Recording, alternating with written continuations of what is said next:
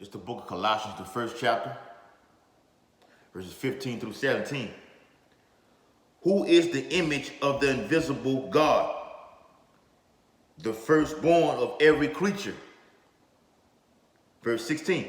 For by him were all things created that are in heaven and in the earth, visible and invisible, whether they be thrones or dominions or principalities or powers. All things were created by him and for him. Verse 17. And he is before all things, and by him all things consist. Barakatah Yahweh, Barakatah Yahawashi. Barakatah Yahweh, Barakatah Yahawashi. Call Hala Yahweh, by Hashem Yahawashi, by Hashem Harakah Kodash. Double honor to the elders and apostles of Great Millstone who rule and teach well. Salutations to the hopeful elect, pushing this truth throughout the four corners of the earth. Shalom, Makin. Shalom. All right, and the name of the video is going to be entitled Yahawashi, the creator of all things. Yahawashi, the creator of all things, pertaining to what I just read. Okay, so let's pick that back up. Colossians, the first chapter, verse 1 and verse 15. Who is the image of the invisible God? And that word God means power. Yahawashi is called what? The only begotten Son, meaning he was before all these things. He is the top angel, okay? The firstborn of every creature. There it is right there. The firstborn of every creature. Verse 16, for by him, meaning he did this, okay, pertaining to Genesis, the first chapter, okay, which was Yahawashi, the elect, the Elohim, creating the heavens and the earth. Okay? The blueprint was already laid out by Yahweh, by Hashem Yahawashi, to bring forth this creation right here, man. All right? From the past life up until the current day. That are in heaven, the spiritual realm, and that are in earth, visible and invisible. Things you see, things you cannot see. Whether they be thrones, okay, mountains and everything like that, okay, the kings of the earth, dominions, okay, or principalities or powers, because we wrestle not against what? Flesh and blood, but against spiritual powerness, wickedness in dark places, man. Roughly paraphrasing, okay? He created all those things. And I'm gonna get that in the upcoming chapter. All things were created by him and for him. There you go, right there. All things were created by him and for him. It's all about him. That's what I'm probably naming it the video. It's all about him. Yahawashi is all about him. So from there, let's go to John, the 5th chapter. John, the 15th chapter. John, the 15th chapter. I'm going to start at verse 1. I'm going to make this a two-part video, okay? Lord willing. John, the 5th chapter, and John, the 15th chapter and verse 1. I am the true vine. And what does a vine represent? Okay? The root of it, man. Okay? The foundation of it. You can't have a vine. If you're going to grow anything, it has to have a vine. It has to be deep-rooted into the ground. Okay? And my Father is the husband. What? What did Yahawashi say? This him speaking now. I am the true vine. And my Father is the husband. Because who are we married to? We're married to Yahweh Bashim Yahawashi. You can't get to Yahweh without going through Yahawashi. He just gave you that order right there in the first verse. Verse 2. Every branch in me that beareth not fruit, he taketh away. And every branch that beareth fruit, he purged it, that it may bring forth more fruit. And how did you get purged? By coming into this truth, okay? Getting that fire. The word is like a fire. Pertaining to Jeremiah 5th chapter, his word is like a fire unto you. It purges you of all that uncleanness and makes you all right in him, pure in him. To be fervent in charity, have purity and being sincere in his truth, man. Okay? That it may bring it forth more fruit. And that's how you bring forth more fruit. Okay? Because he renews you by the washing of the word. So when you go out on the highways and byways and even put up these epistles like I'm doing right now, okay? And it bringing forth more fruit, okay? Fishing for the elect so they can come in and get sealed, so all destruction can pour upon this earth, man. And every tree that has not been planted right, Yahawashi is gonna root that out, man. He's gonna turn your lamp off. John 15:3. Now ye are clean. Here we go. Through the word which I have spoken unto you. Now you are clean. Now you are made righteous. Now you can be a part of the hopeful elect because you have been clean through the washing of the word. Okay? Putting off their Christianity doctrine and philosophies of Esau, the so-called white man's kingdom. Knowing what the mark of the beast is. Here is wisdom. Like it says in the book of Revelation, the 13th chapter. Here is wisdom. And I'm going to get that also. Yahawashi gives you wisdom through his word. John 15:4. Abide in me. I mean, cling on to him. Trust in him. Be deep rooted in him. That's it. He gives you the blueprint. Abide in me and I in you. Once you get into this truth, he's going to be in you. You're going to walk in his ways. If you love him, you will keep his commandments as he speaks about. As the branch cannot bear fruit of itself, that's right, Khan, except it abide in the vine. Read that again. As the branch cannot bear fruit of itself, except it abide in the vine. The branch cannot do anything unless it abides in the vine. The branch cannot grow and bring forth and stretch out and bring forth fruit unless it has a deep-rooted vine that's planted in the ground, and it has to be planted with what? The names of Yahweh Ba'ashem Yahawashi. That's very detrimental and strategic, okay? Very important, imperative. If you're going to build a foundation, you have to have the blueprint. You can't go out and start teaching without knowing the proper names of the Hamashiach and the Father himself, the Ancient of Days. Yahweh Ba'ashem Yahawashi. Ba'ashem Harakah Kodash. He's telling you right here, okay? Except it abide in the vine, no more can ye, except ye abide in me. You can't do nothing without me. That's what he's straight up telling you, okay? You can't do nothing without him. Hold that. Let's get Matthew. Matthew 1:21. Let's get that. Matthew 1:21. The book of Matthew, chapter 1:21. Lamb back in what I'm saying. And she shall bring forth a son, Mary, and thou shalt call his name Yahawashi. Okay? And it has a Greek name right here, which was written in the early 1600s when the letter J came into existence, okay? But our great terrible king was Hebrew. He wasn't fucking Greek, okay? He was Hebrew from the tribe of Yahawada, which is Judah in the Greek term, okay?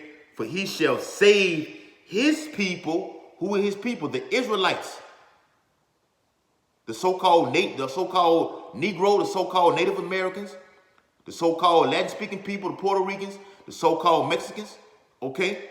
The so-called Cubans, the so-called Jamaicans, the so-called Haitians, okay? And I can prove that, all right? It says, for he shall save his people, from their sins. The book of Matthew, chapter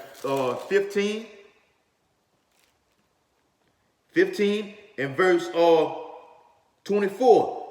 But he answered and said, I am not sent but unto the lost sheep of the house of Israel. Yasha'Allah, in the Paleo Hebrew, the Lashawan Kadash. Read it again. Matthew 15:24. But he answered and said, I am not sent but unto the lost sheep of the house of Israel. Repentance is only given to the elect of the nation of Israel. That's it. Okay? Lay them back in that. All right? Let's go to the book of Zechariah, chapter 3, and verse 8. All right? Hear now, O Joshua the high priest, thou and thy fellows that sit before thee, for they are men wondered at. For, behold, I will bring forth my servant the branch. Remember, I told you about those words now. These are all titles, okay, but he only has one name. Let me get some more of those titles. The book of Isaiah. All right, but he only has one name, and I read that in all the book of Matthew. Matthew 1 and 21. All right, the book of Isaiah, chapter 9 and verse 6. For unto us, only the house of Israel, okay, just finished reading that. For unto us a child is born. Yahweh gave his son for us, for the elect of the nation of Israel. Unto us a son is given, and the government shall be upon his shoulders. And his name shall be called Wonderful, Counselor, the Mighty God, which represents power, the mighty power, the Everlasting Father, the Prince of Peace. Salaki, it's all about Yahawashi. Okay? The great, terrible King. Everything was created by him and for him. He is the Alpha and Omega, the beginning and the ending. Okay? Lay them back in that. All right? The book of Genesis. Yahawashi is all over this thing, man. Just from Genesis to all the way to Revelation, man. For real. Genesis 49 and verse 10. Let's start at verse 9. Genesis 49 and 9. Judah is a lion's whelp. Is not Yahawashi the lion of the tribe of Judah? Okay? Hold that. Let me get that. I know I'm all over the place, but the spirit rolling. The book of Isaiah. All right, we're going to hold that in Genesis. The book of Isaiah, chapter 11. I'm going to start from the top. I think that's 11 and 1. Yeah. Genesis, Salaki, Isaiah 11 and 11. And there shall come forth a rod out of the stem of Jesse, which means a lawgiver, and a branch shall grow out of his roots. Verse 2. And the Spirit of the Lord shall rest upon him. Yahawashi. The spirit of wisdom. Yeah, I talked about that earlier. Wisdom. Okay. And understanding. This is how you get this truth. He's going to give you wisdom and knowledge and understanding. Isaiah 33 and 6. Okay. That's what's going to keep us deep-rooted and grounded and stabilize us in these last days. The word, wisdom, and truth, man. Yahawashi. Okay.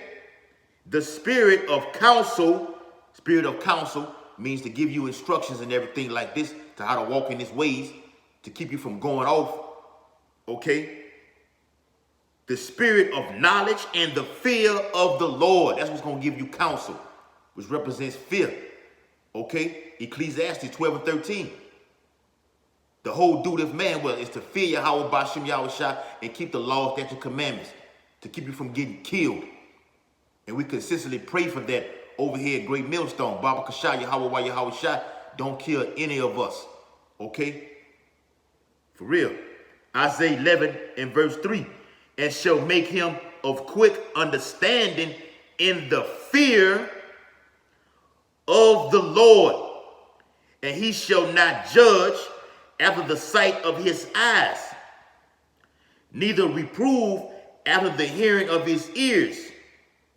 Verse 4, but with righteousness shall he judge. And I'm finna get that. The poor, and reprove with equity for the meek of the earth, which meek means holy, righteousness.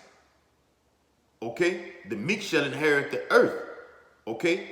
Yahweh Bashim Yahawashi created this world for many, but the world to come, pertaining to 2 Ezra 8 and 1, but the world to come is going to be for few.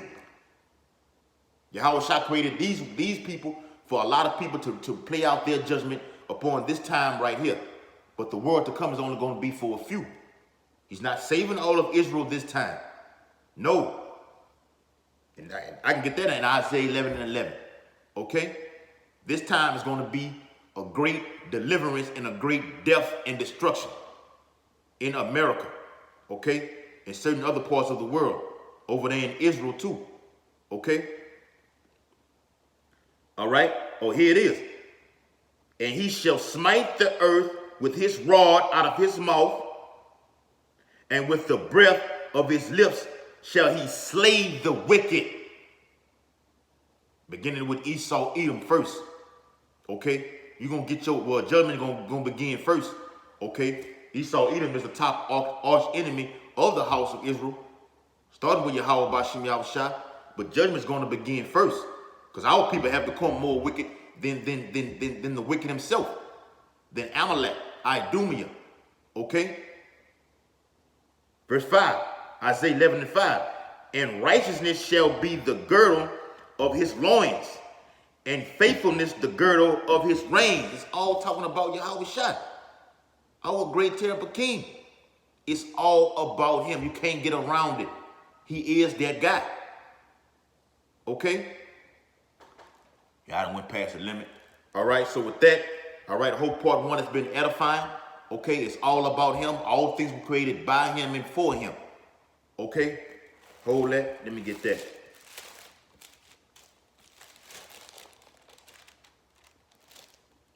All right? The book of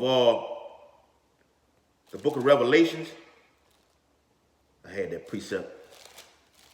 The book of Revelations, chapter 1.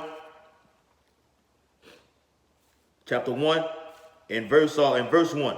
The revelation of Yahawashi HaMashiach, which Yahweh gave unto him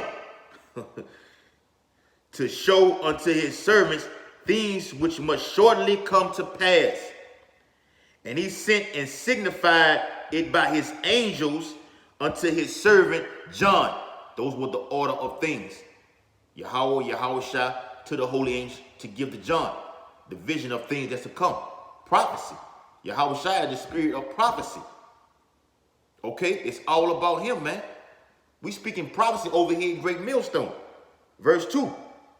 Who bear record of the word of Yahweh and of the testimony of Yahawashi HaMashiach and of all things that he saw. Verse 3. Blessed is he that readeth and they that hear the words of this prophecy, and keep those things which are written therein, for the time is at hand. Yahawashi is coming very, very soon. Okay, so with that, I'm going to close the video out. Like I said, I hope it's been edifying. Part 1, facing the east, according to Daniel 6 and 10 and Ezekiel 8 and 16. Giving all infinite honor and glory and praise to Yahweh, Bahashem, Yahawashi, Bahashem, Ha, Rakah, Kodash. Double honors to the elders and apostles of Great Millstone who rule and teach well. Salutations and blessings to the hopefully elect who continue to push this truth throughout the four corners of the earth in these last days. Shalom, Akim, Abal Babal, Kwam Yashala.